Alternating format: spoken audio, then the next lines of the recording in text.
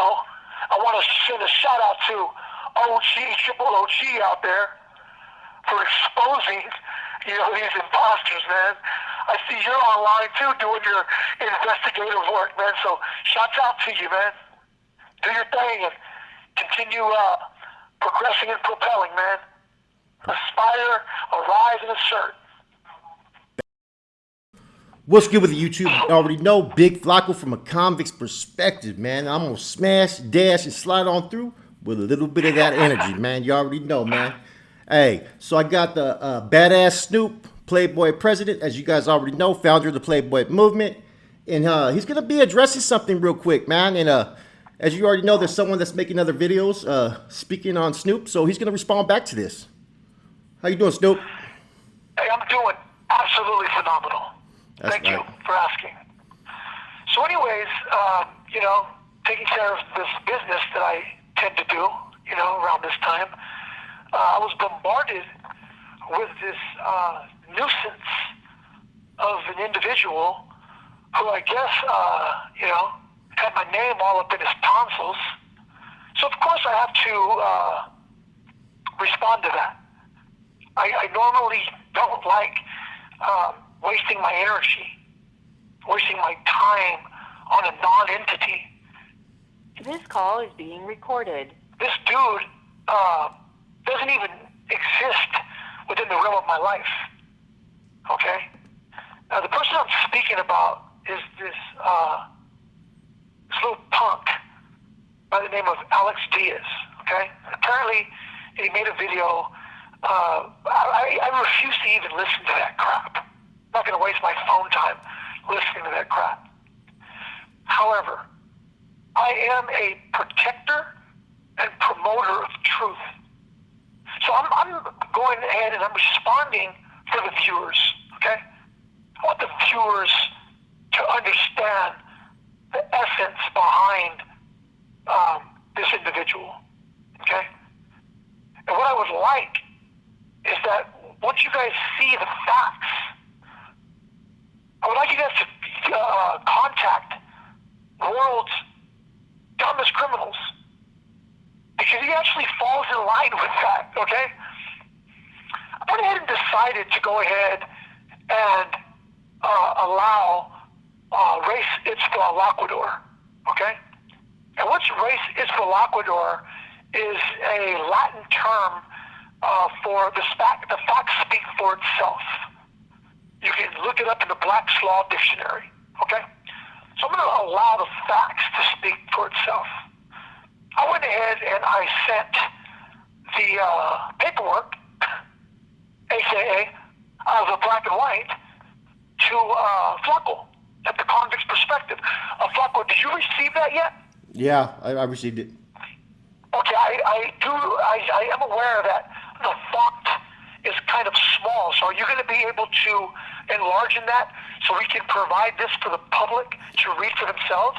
In the next day or two, I'm going to go down there to Kinko's and I'm going to see what I can have them do for it because it's real little. I tried to see if I could put it in the right format for them to see it, but Okay, well, you know what I was thinking what you can do perhaps? Take a picture of it and then tap, tap, tap to get it bigger and then screenshot that. yeah, I did that. I did that, but what ends up happening is part of it will end up outside of the realm of the picture frame. Okay. Well, see what you can do with that. Okay, I am. Especially these parts that I'm going to talk about. Now, what I want people to know, people need to understand that this guy, Alex Diaz, is actually the victim on my case. So, understand that. Ponder that. Let's ponder this for a minute. This guy is the victim on my case. Okay? I'm not the victim here. Okay? He's the victim. Right? And so I say that because this guy's a nuisance. He's a complete nobody and he's an infiltrator is what he is, okay? It dates back to like maybe 2004-ish, okay? He was charged with the murder of a 14-year-old child. Yeah. That's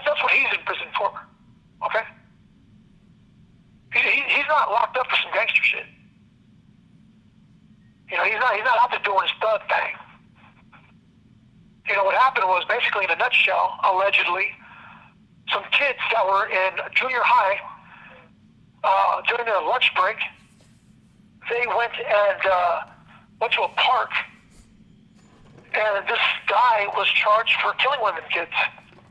Hold on real quick. Interesting case. I think I read a little bit about it in the Mercury News back then. I think it was 2002, I believe, if I'm not mistaken. You know, I don't know too much about the individual. I got really no opinion either way. We'll wait for Snoop to come back to tell the rest of the story, guys. So anyways, This call is being recorded. I'm deciding to go ahead and get my phone time right now rather than tonight. So I hope you guys appreciate it. I was actually supposed to go back to my cell right now. They wanted to escort me back to my cell. But I decided to go ahead and put a moment of clarification. So what I'm going to do is I'm going to draw a line for you guys to understand. Okay? When this guy was arrested, he indicated that there was other people that was with him. And he identified his co-defendants. So you have a handful of people that are doing life terms as a result of this street punk, is what he is. He's a nobody. Okay? If you Google Alex Diaz, you'll come across articles about him. And you can read it for yourself. I'm not going to sit here and elaborate into that. But what I can tell you is that you cannot become a member of the Rider movement if you have cooperated with law enforcement in a criminal investigation. Can't do it. So this dude was under false pretense claiming to be a culpable.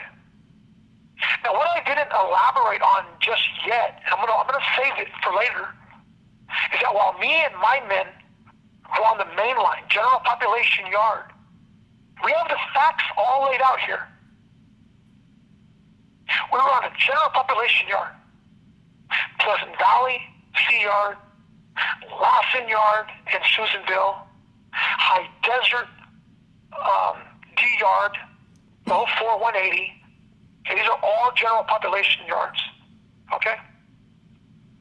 And I say that because it's important to clarify this so that you, the viewers, have the truth regarding this issue. Okay? It's the truth. So, this dude has never ever stepped foot on the main line before. He was one of the guys that were claiming riders with the Y. He was safe and secure on a protective custody yard with my movement in his mouth. Okay? Some way, somehow, he accomplished manipulating the minds of these other imposters to believe that he was in contact with me, that he knew me, that he was okay, that I approved of his membership, which was all a lie. It was all a lie. Okay? So in a nutshell, when me and Michael Bowser decided to migrate to the S&Y yards, it was despicable. It was despicable to see all these imposters running around this protective custody yard with Northern Rider tattooed on them. Backwards bunnies, Rider with the Y. These guys were literally just discombobulated. They were not educated to the fundamentals of my belief system. So I'm not going to really get all into that, but what I can tell you is that the 24 people that were on that yard represented my movement under false pretense. You know, they had to keep my movement out their mouth. That's the way that it is. And I'm not saying that I'm some tough guy, you know, that I'm holier than thou or any of that. right side of right or law, as I always am. So it is my duty, my due diligence, to confront inconsistencies and correct inaccuracies. This call is being recorded. Bounties on them that they never even earned, mind you. Not going to get all into that. They had to cover it up, man. You know, within 2 months, 24 ended up coming all the way down to 7. Okay? And once we got to 7, now you're able to become educated to the fundamentals. I'm able to elaborate on the history, answer questions, correct inaccuracies. There's many people that have a huge misinterpretation as a result of the truth behind a lot of these legendary stories that have transpired. This dude had absolutely nothing to do with the founding of my movement. I founded my movement in 1999. That street punk was probably around maybe 15, 16 years. It was never even in prison yet. You guys got to do the math. Do the math. Calculate it. And I say that for a reason. Because, you know, eventually, people will answer up for their infidelities, if you will. Yeah. You know, this dude's an infidel, is what he is. He's an infidel. Mm-hmm. And so, let's fast forward. Let's get to the meat and potatoes of this situation, you guys. All right? So in 2019, a street punk shows up. By that time, I had already been in administrative segregation for several months. And so I was under investigation regarding some very serious circumstances that I was dealing with. As a result of that, ISU placed this peasant right next door to me. And I finally had the opportunity to confront this dude's inconsistencies, you see? Because what eventually happened to all my hard work, through the tremendous tenacity of my compadres, who are very devout practitioners of right or law. They're dedicated to achieve goals and accomplish objectives and set precedents to surmount all obstacles. All of these imposters that were saying that, you know, they were riders with a Y because they were on S and Y yard, it doesn't work like that. It doesn't work like that. Every single one of these dudes were made to keep the movement out of their mouth or relinquish that wrong way of thinking. You see? When it comes to life, I have an Aristotle perspective. I look at it as either this or that, or right or wrong, or black or white. I don't see any gray in the middle. It's either this or that. And so when I have someone that's proclaiming to be a member of my movement, yet he has not went through the very rigorous embracement process, you're not a Copa. I find that very offensive. I find that very disrespectful. Because mind you, while me and my men were out there on the main line, risking our lives, standing for what we believe in, going to war with whoever wanted to oppress us, where are these punks? This call is being recorded. Running around on an SNY yard under false pretense. So yeah, I have a very serious issue with this dilemma. You see? Most definitely. So as this guy is next door to me, I take gave him 5 compadre commands.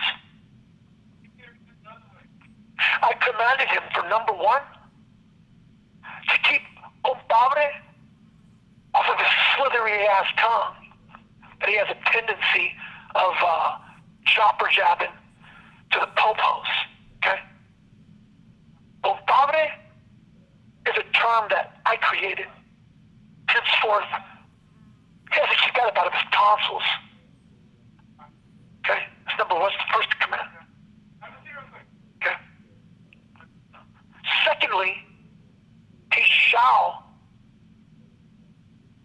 keep my movement up out of his slithery ass tongue as well. He put himself in a very diabolical situation. You see, all these punks that were being pushed back, stepping back, and forced back, all these dudes that couldn't program anymore in the SNY yards. So they ended up creating a protected housing unit for these guys on D yard. And basically, in a nutshell, that became what was regarded as the rider dropout yard. These guys were all a bunch of punks, a bunch of snitches, sex offenders, weirdos, creeps, lames, lops, nobodies. It's basically a cesspool within this underworld, if you will. That's the best way to put it. Guys are a bunch of catfish. Bunch of catfish is what they were. Corporate catfish. Okay? So these guys were all pressured into Salinas Valley. So there's like about maybe 20, 30 of these little punks that had already been beaten up, stabbed, sliced up, and, so on and so forth. For whatever situation that they got themselves involved in. I'm not, conveying that, we had anything to do with that. I'm just saying, in prison, unfortunately, a lot of times people put themselves in very diabolical situations. Henceforth, they have to answer up for it. That's just the way that it is. So, now these guys are together and they're kumbaya-ing. They're saying, hey, we can still represent this and whatever. I don't care about any of that. What I do care about is that they were trying to regard themselves as Nuestra Compadres at first. Okay? I put a stop to that. So you can't do that. Can't do that. And so what was eventually found out was that this guy was next door to cooperate with the ISU to try to gather information about me regarding the case that I was done with at that time. This guy he's known for working and cooperating with law enforcement. Okay? We looked at his case. Look that up. There's a kid by the name of Jesse Salinas who's doing life in prison as a result of this punk. Up 3 or 4 guys doing life because of this guy popping off at his mouth to detectives in his case.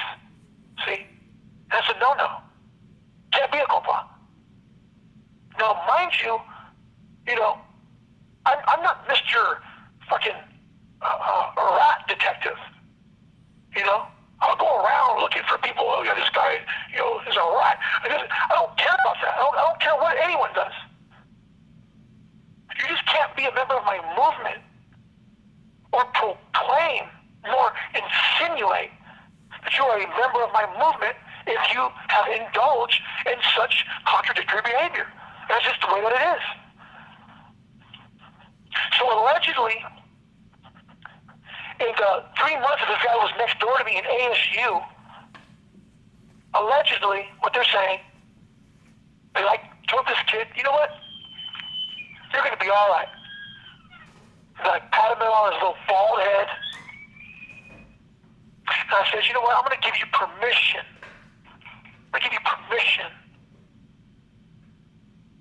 To go to this Playboy compound in Corcoran. This is what the paperwork says.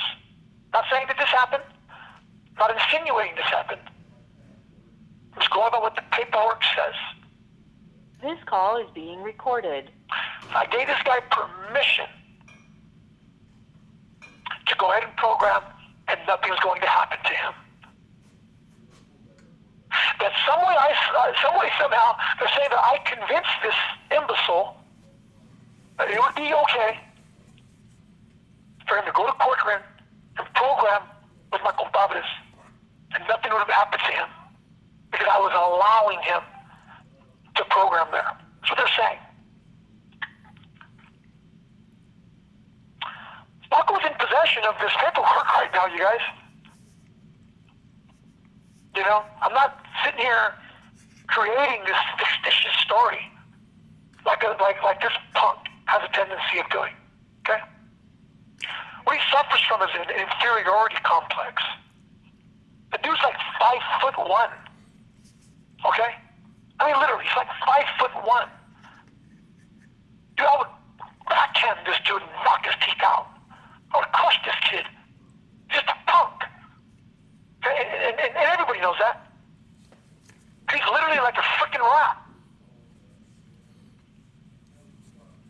And I say this for a reason because, you know, he was sent to Corcoran. Like they alleged that I allowed him to.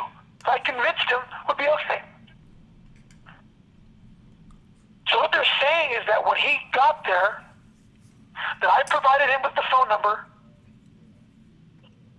and that he called my family friend to say, hey, excuse me, Flubble? Yeah. Did you read that part where he made the phone call? Yes, I did. Come again? Yes, I'm grabbing it right now. Okay. Do you have the paperwork in your hands? Yes, I do. Right now I have it in my hands. Can you please, for the viewers, show that paperwork right now? Well, I don't show up my face when I do these videos, but I will find a way to try to show that part. Can you put that on the thumbnail, perhaps? Just the phone call part. I will put the phone call part inside the video to where they can see that. Okay, that sounds good. Because what they're saying, listeners, viewers, compadres, family, friends, what they're saying is that this imbecile made a phone call to my family friend and said, hey, I'm calling for Snoop. Can you please let him know that everything's okay? And I said, thank you. Yeah. They're saying that I convinced this dude to make a phone call to my family friend to let me know that he is safe, thanking me for allowing him to be able to program on the yard of my compas.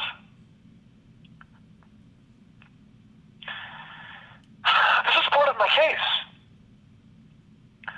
And so what they're alleging... The money order part, huh? Come again? The money, I'm looking at the money order part. Oh, yeah, absolutely. That's how they said he was supposed to be able to function? That's weird.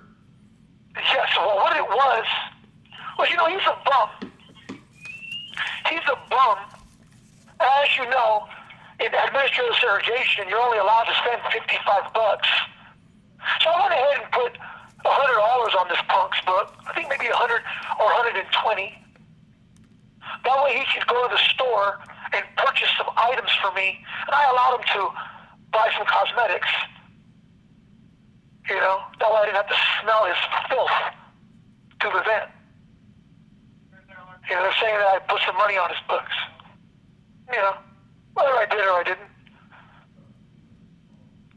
But anyways, in a nutshell, they're alleging that I was informed of their message from him, and that apparently they're saying that I made some phone calls, and allegedly the next day, while he was on the yard, he gets stabbed in his neck. He gets stabbed in his neck, in his back, and in his head.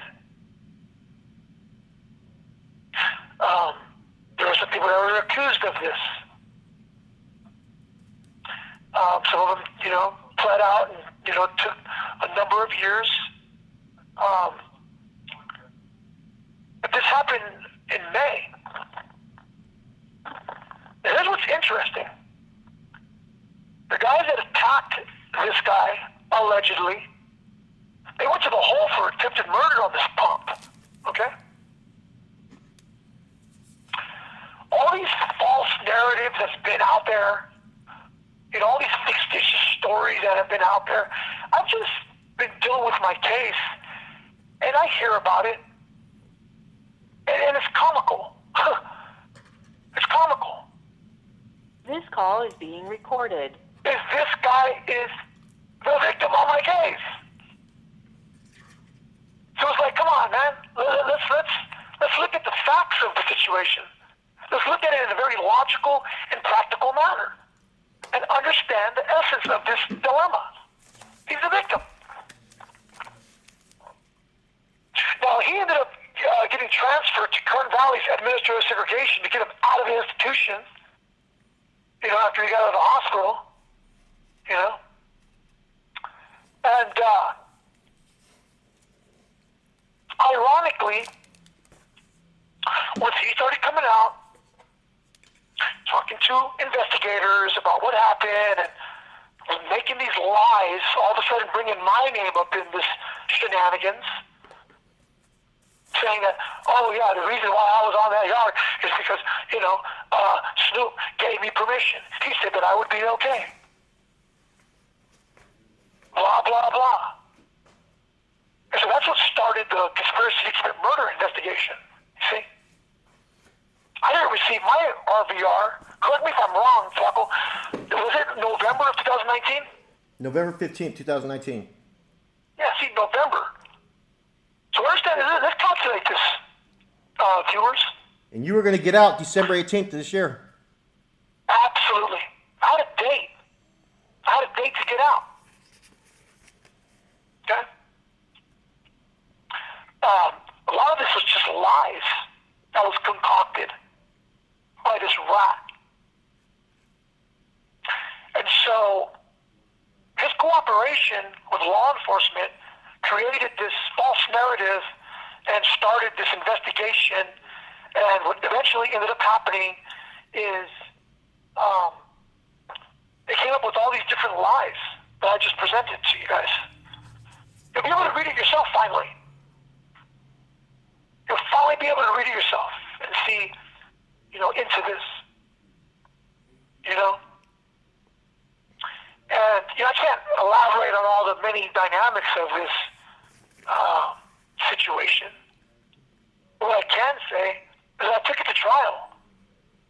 And here's what's very interesting. I want you guys to contemplate this, if you will. Contemplate into this, okay? When I went to trial, I had my lawyer call this dude as a witness. I wanted him to come as a witness because he's the victim of my case. Anybody who's ever been to trial, anybody who knows anything about the law, if they have a victim on the case, and if this victim's willing to get on the stand and say, no, this didn't happen, people can't sit there and say, oh, well, no, he didn't snitch, he didn't get on the stand. You have to understand the essence of it. I want you to get on the stand. Are you going to allow the law of the jungle to proceed? Or are you going to allow law enforcement to get into the middle of this controversy? All I'm asking is for you, as the victim, who allegedly, was stabbed multiple times, to get your ass on stand and let these jurors know, let this call is being recorded. That this didn't happen. Hey, Snoop, I'm gonna interject real quick. So I got as a journalist, as far as in this criminal prison and so forth genre. Absolutely. I'm gonna I'm going to pose a question, you know what I mean, to Scrappy, the responses. He's making videos over there. And I just want to know, you know what I mean, so he could do this on his video and respond back. You know, Scrappy, Alex Diaz, did Maurice Snoop Vasquez have anything to do with you getting stabbed in Corcoran? And you know what? I appreciate that, but unfortunately, it's too late. I gave him the opportunity to get on stand and man up and say, no, none of this happened. He chose not to do it. So, so what is that? If you're a victim, and they're saying that allegedly you've been stabbed multiple times by a group,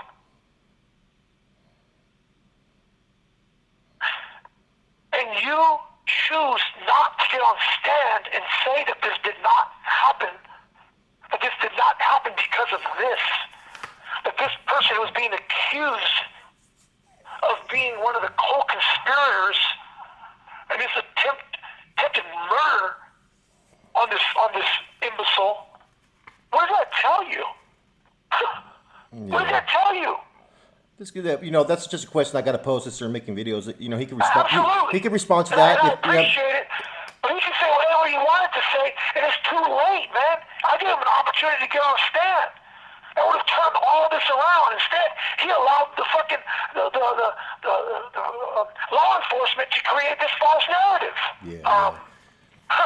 And I also want to, and I tell you what, man, send my love to my wife. At the end of this trial, as well as all certified members of my movement, the only thing that I regretted, also, I want to send a shout out to all those Ricky OG out there.